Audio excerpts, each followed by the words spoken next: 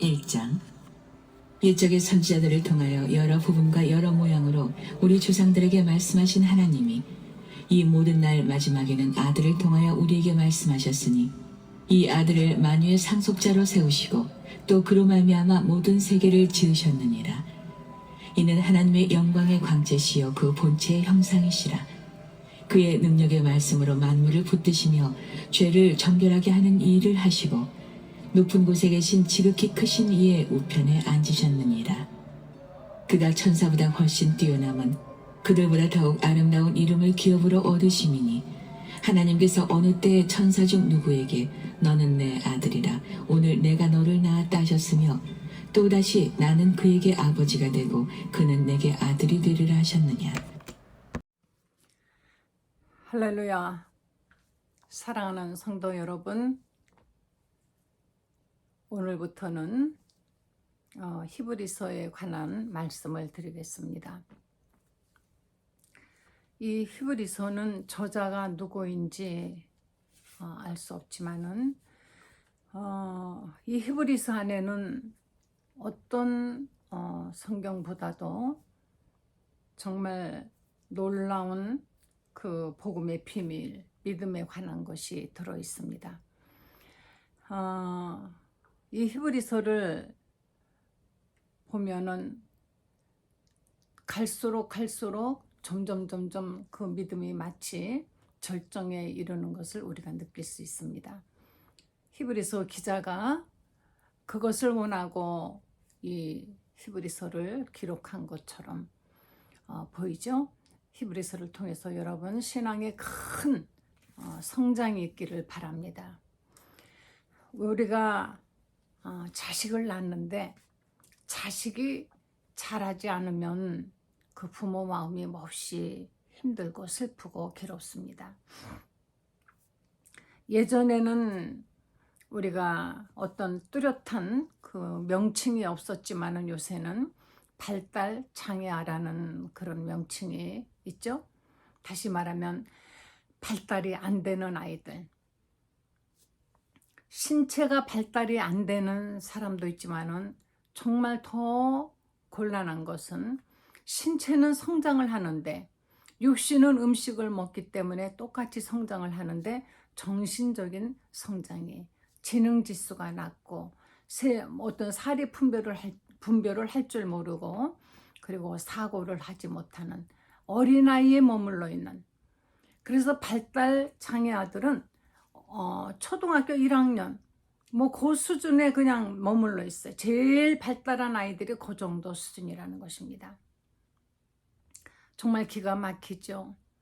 몸은 장성해서 어른인데 생각하는 것, 행동하는 것, 말하는 것, 그 모든 것들이 어린아이이기 때문에 혼자 내버려 두면은 무슨 일을 할지, 어떻게 될지 모두가 걱정스럽죠. 그래서 이 발달 장애 아이들이 오늘날 우리 사회에 큰 숙제가 되고 있습니다. 누군가가 장성한 어른이 계속 케어를 해주지 않으면 안 되는 아이들, 이 아이들이 발달 장애아죠.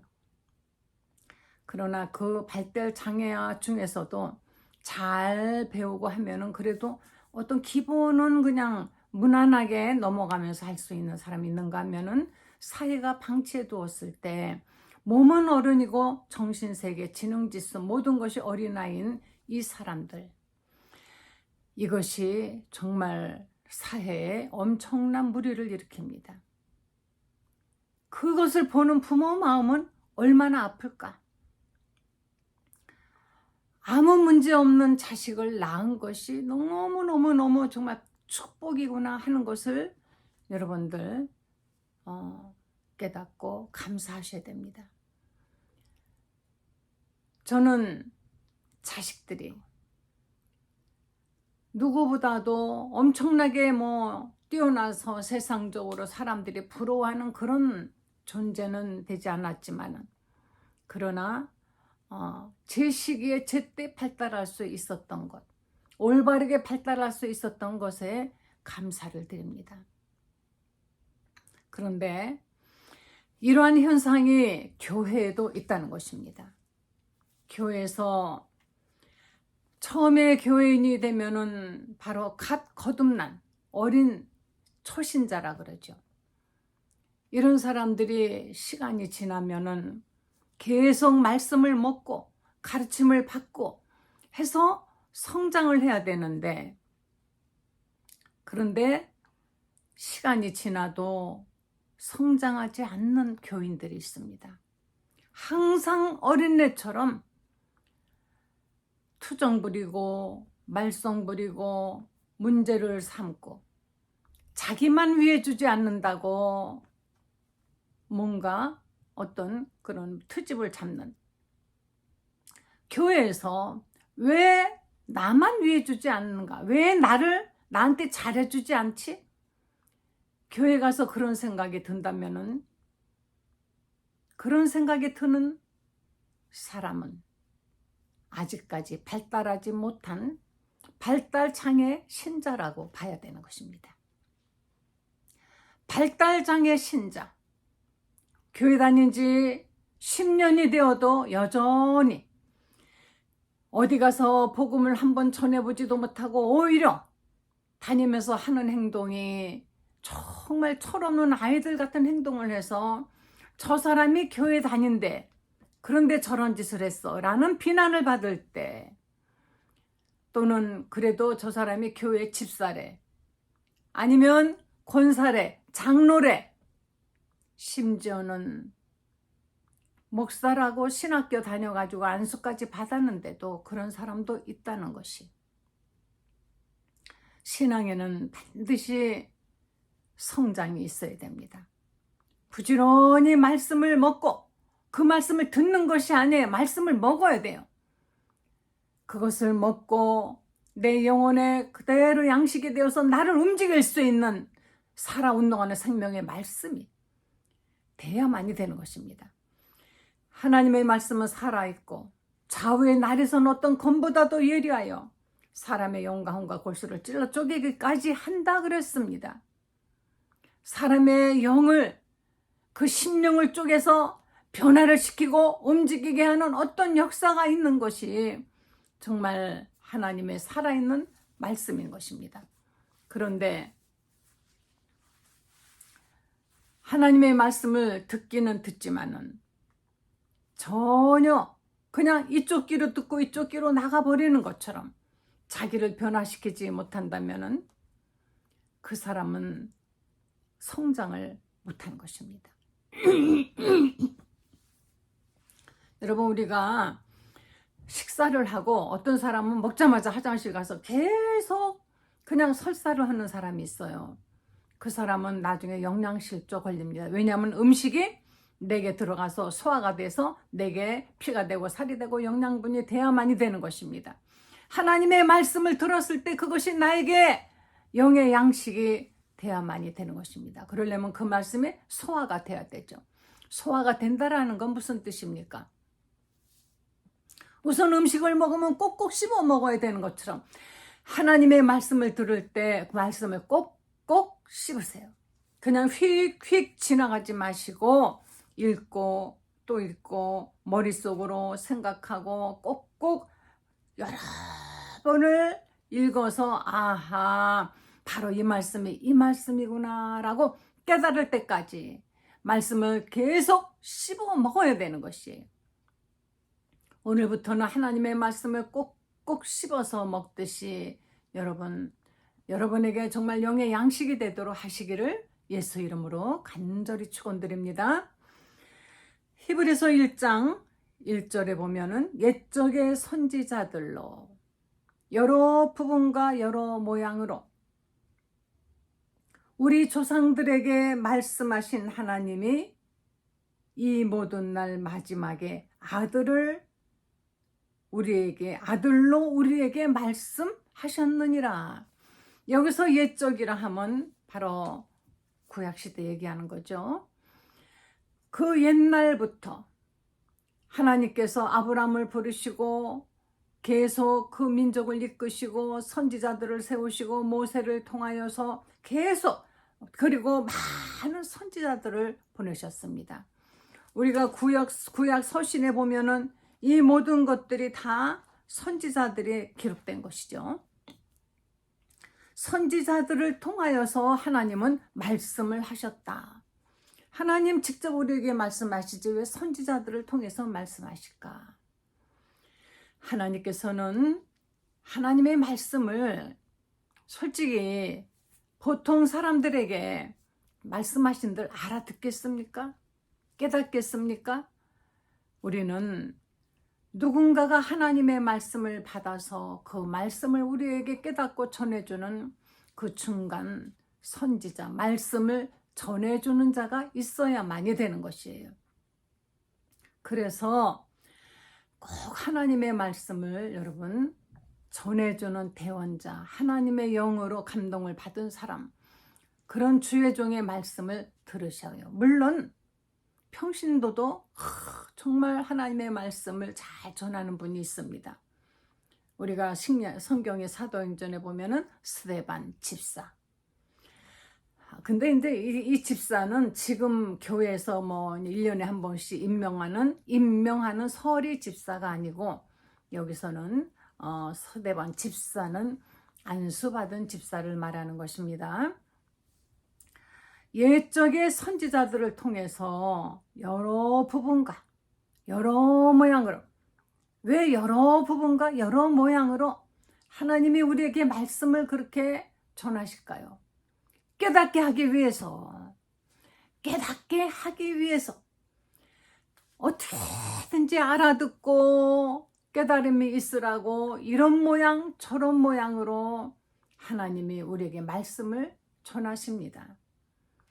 우리는 성경을 읽으면서 너무 하나님이 정말 그 미세하신 부분까지 우리에게 말씀의 깨달음을 주시려고 하신다는 것을 알 수가 있죠. 마지막 날에는 하나님께서 아들로 우리에게 말씀하셨다. 아들을 보내주신 것은 우리에게 말씀하신 거예요. 하나님께서 당신의 아들을 우리에게 보내주신 것은, 자, 내 뜻은 이것이다, 내가 원하는 것은 바로 이것이다 하고 아들을 이 땅에 보내셨습니다. 처녀가 잉타하여 아들을 낳을 것이니 바로 그 이름을 임마누엘이라 하라. 이는 저가 자기 백성을 저의 죄에서 구원할 자라 하시는 이 말씀대로 마지막 날은 바로 예수 그리스도를 이 땅에 보내심으로 하나님의 그 모든 여러 부분 여러 모양으로 말씀하신 그 말씀이 바로 이루어졌다는 것입니다. 그래서 우리는 하나님을 어디서 찾아야 되나요? 하나님을, 예수를 보고 거기서 하나님을 만나야만이 되는 것입니다. 이 세상 어떤 곳에도 예수 외에 다른 구원받을 만한 이름을 하나님은 주시지 않았습니다. 다른 길에 가서, 다른 데 가서 예수를 만나려고 하지 마세요.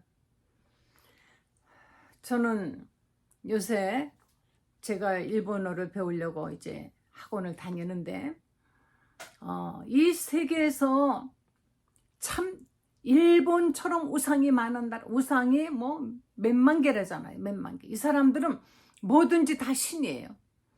그리고 집집마다 신당이 있습니다. 신당이라고 뭐 크게 차린 것이 아니라 요만하게 벽 한 군데다가 먹을 거 놓고 향 피워 놓고 사진 걸어 놓고 나가면서 거기서 합장하고 들어오면서 합장하고 나가면서 인사하고 들어오면서 인사하고, 그것뿐이 아니라 손님들까지도 일본 사람 집에 가면은 거기 무릎 꿇고 같이 인사를 해줘야만이 예의를 지키는 것처럼 이렇게 되었습니다. 일본의 그 많은 인구들이 모두가 다 이 사람들은 신을 가지고 있어요. 누군가가 가까운 사람이 죽어도 그 사람이 신이 된다고 생각하고 있고, 그 사람이 자기 운명을 결정할 수 있다라고 생각하고 있는, 그만큼 발달한 나라에서 얼토당치하는 영적인 세계만큼은 완전히 유치하고 가장 밑바닥이며 가장 정말 수준 낮은 그런 영적 생활을 하고 있어요. 일본은 가보면 참 깨끗하고 모든 시설이 잘 돼 있고 편리하고 친절하고, 많이 발달한 나라입니다. 그런데 그들의 영적 수준은 가장 바닥에서 뭐 죽은 고양이도 신이요, 개도 신이요, 뭐든지 다 신이요. 모든 것이 다 신으로 만들어 놓고 그들은 의지하려고 하고 있습니다. 뭔가를 의지를 해야 되는데 예수님을 모르기 때문에 예수님을 알지 못하기 때문에 그래서 세상에 그 헛된 것들을 붙들고 이 사람들은 공을 들이고 있는 것입니다. 그 사람들의 명절에 가면은 전부 그런 신당에 가서 돈 내고 뭐 사가지고 갖다 걸어놓는 것이며 뭐 등을 걸고 뭐를 걸고 뭐를 정말 더러워서 도로는 깨끗하고 가보면 모든 것이 깨끗하고 정리정돈은 다 잘 돼 있는데 영적인 세계는 너무 더러워서 어디 가다 뭐 주렁주렁 달려있는 거 보면은 좋은 빌딩도 빌딩 앞에 딱 신당을 차려놓고 있습니다. 귀신들이 뭐 잘 온다는 꽃나무 심어놓고 거기에 향불 피우게 해놓고 이런 양면을 가지고 있는 나라가 일본이에요.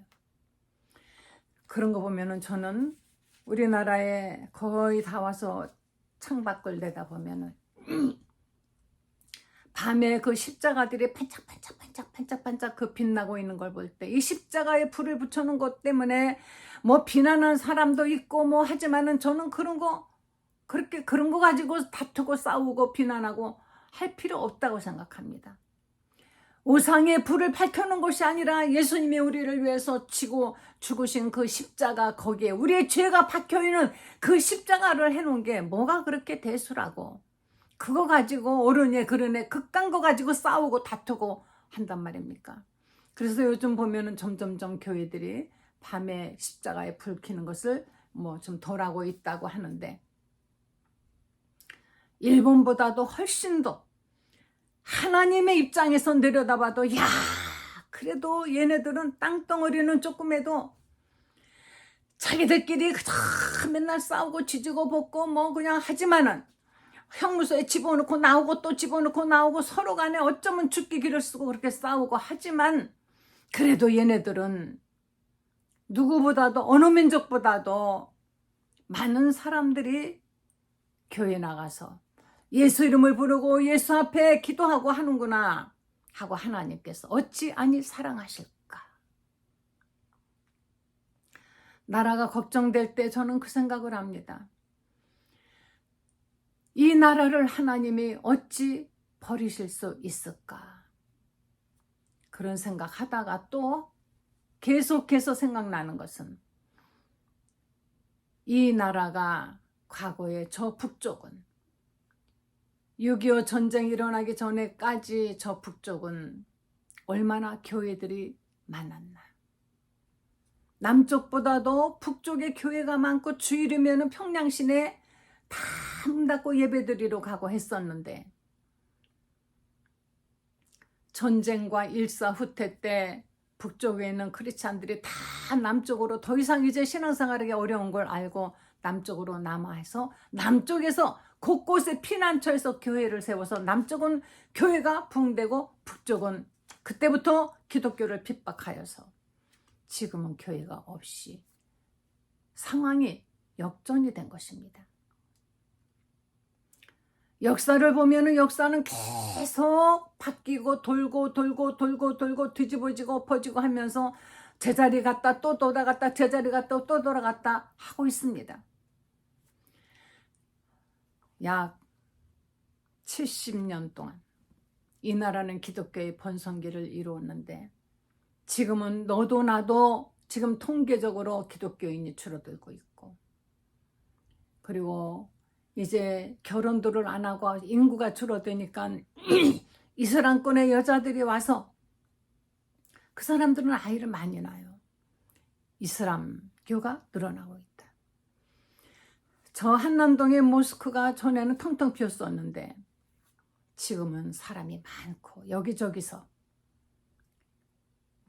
그 이슬람교인들의 모임이 많다는 것입니다. 이 사람들은 대학을 가면은 아랍어과 가거나 하면은 등록금 그냥 대주고 생활비 그냥 막 지원해 주니까 젊은 사람들이 뭣도 모르고 막 그리 가서 돈 때문에 갔다가 영혼까지 붙잡혀 가는 것입니다.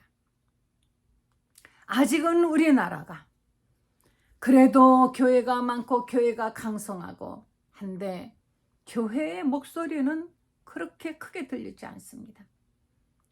이 사회가 무엇이 정말 잘못됐다면 교회는 어떠한 목소리를 내어서 정치를 하라는 것이 아니라 뭔가 옳은 메시지를 자꾸 교회가 내야 돼요. 큰 교회 아무개 목사님이 이렇게 말씀했다 하면서 어떤 메시지를 내면은 얼마나 좋을까. 그 말이 사람들에게 길잡이가 되고 안내가 된다면 바로 예수 이름으로 내는 그 모든 말씀이 이 교회, 이 사회에 빛이 되지 않을까 생각합니다. 하나님이 마지막에는 이 예수 아들로 우리에게 말씀하셨으니 이 아들을 만유의 후사로 세우시고 저로 말미암아 모든 세계를 지으셨느니라. 이 세상은 왜 창조되었을까? 이 세상이 왜 만들어졌을까? 하나님 그냥 심심하니까 한번 만들어 보셨나요? 삶이 너무 힘들고 너무 불공평하다고 생각될 때 저는 그렇게 생각합니다. 이 세상이 어쩌면 이렇게도 불공평할까요? 악한 자들은 점점 잘 되는 것 같고 아무 잘못도 없는 선한 사람들은 고통을 당하고 그러는 것 같아서 어떤 때는 마음이 아플 때가 많이 있습니다. 젊은 청년들이 혼자 살다가 고독사를 하고 학생들이 그 청춘을 정말 꿈을 가지고 활기차게 공부하며 세상을 향하여 나아가고 성장해야 될 때에 상처를 이기지 못하여서 스스로 목숨을 끊고 엎친 데 덮친 데 뭐 계속 고통당하는 사람은 고통에서 헤어나오질 못하고 계속 제자리 걸음을 하고 이런 것들을 볼 때 마음이 너무 아픕니다. 왜 하나님 사람이 이 땅에 태어나서 행복하게 살 권리가 있는데 왜 행복하게 살지 못하고 불행하게 이렇게 살아야 됩니까? 왜 이렇게 이 사람들은 왜 그렇게 자꾸 불행만 느껴야만이 되는 것입니까? 하나님께 제가 질문도 합니다. 하나님께서 이 세상에 모든 것을 다 지으셨는데 왜 지으셨을까요? 하나님께서는 바로 이 아들로 말미암아 모든 세계를 지었다. 이 세상은 예수님이 오시기 전부터 이미 이 세상은 타락했고 악한 자가 지배하며 슬픔이 있고 미움이 있고 고통이 있고 서로 정말 증오하는 어떤 그런 살기에 적합하지 않은 것이었어요. 강해야 살아남고 약한 자는 죽는 약육강식의 어떤 그런 방식이 인간 세상에도 있어서 강한 자는 약한 자를 죽이고 괴롭히고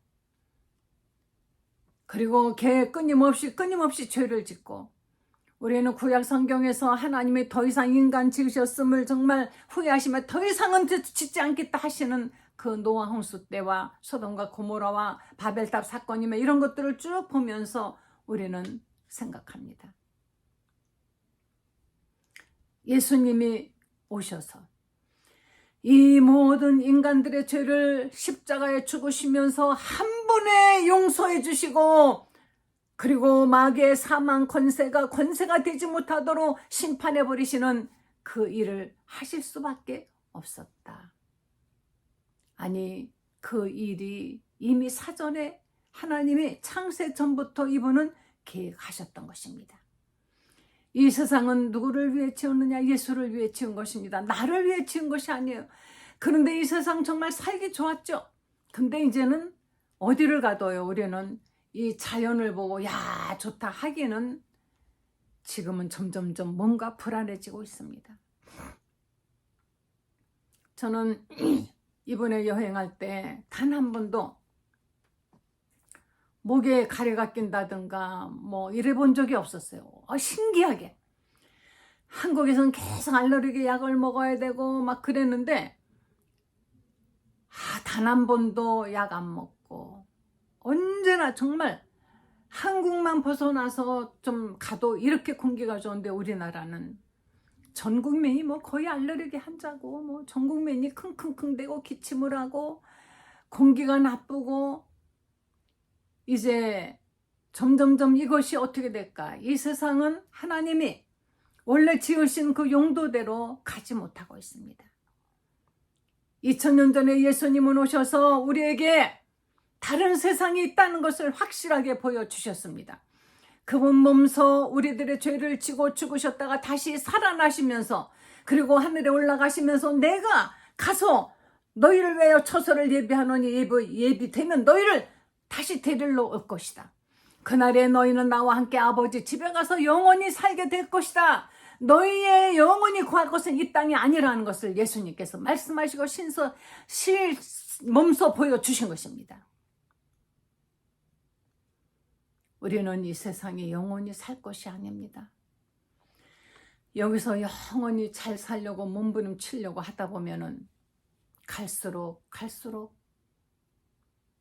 이기적인 인간성이 드러나고 추한 사람의 본성이 드러나는 것입니다. 언제 가든지 하나님이 나를 불러 가실 때 그때 나는 이 세상 이렇게 누추한 세상 이렇게 힘들고 어렵고 정말로 마음을 늘 실망시키는 이런 세상 떠나서 이 누추한 옷을 벗어버리고 우리가 입고 있는 이 육신이라는 옷 자꾸 낡아가지 않습니까? 자꾸 낡아가요. 제가 유튜브 처음 시작할 때 영상을 한번 봤습니다. 그리고 지금 봤어요. 얼마 되지 않는 시간인데 참 나도 낡아가는구나. 아주 젊었을 때 사진을 보면 더 그런 생각을 합니다. 그래도 젊었을 때 괜찮다고 생각했는데 이제는 어디 가도 그냥 나이 많은 사람에 불과한 것이지. 요새는 뭐 노인 폄하하는 말을 하지 말랬는데 옛날 같으면은 제가 아주 노인이죠, 노인. 그런데 요새는 이 노인 소리 안 듣고 안 늙어가려고 뭐 성형외과 가서 뭘 하고 하는데 다 소용없어요. 그냥 마음에 늘 감사를 가지고 그리고 건강 유지를 위해 운동하면서 너무 많은 걸 먹으려고 먹는데 어떤 그 식탐을 갖지 말고 그렇게 하면서 사노라면 기왕에 늙어가도 건강하게 깨끗하게 늙어가는 사람답게 늙어갈 수 있다고 저는 생각합니다. 그런데 아무리 애를 써도 이 옷은 자꾸 낡아가요. 계속 낡아가고 언젠가는 나는 이 옷을 영원히 입고 살 것이 아닙니다. 이제 그때는 영원히 썩지 않는 몸으로 예수님처럼 우리 다시 새로운 몸을 입고 저 하늘나라 아버지 집에서 이 세상 여러분 정말 우리 흙 속에 살고 있는 거나 마찬가지 아닙니까? 이 모든 것들이 다 흙이에요. 바닥도 흙이고 벽도 흙이고 이 흙 속에 살고 있는 하나의 우리는 이 육신 우리가 여기서 사는 것이 아니라 우리가 하늘에 갔을 때는 그것은 정말 우리가 말로 형용할 수 없는 요한은 뭐라 그랬습니까? 난 한 번도 본 적이 없어서 표현도 할 수 없다 그랬습니다. 그런 곳에 가서 우리를 위해서 십자가에 몸소 죽으셨다가 다시 살아나신 나의 사랑하는 주님을 뵈며 사랑하는 성도들과 함께 영원히 영생에 이르게 되는 것입니다. 사랑하는 성도 여러분, 이 세상은 예수님의 것입니다.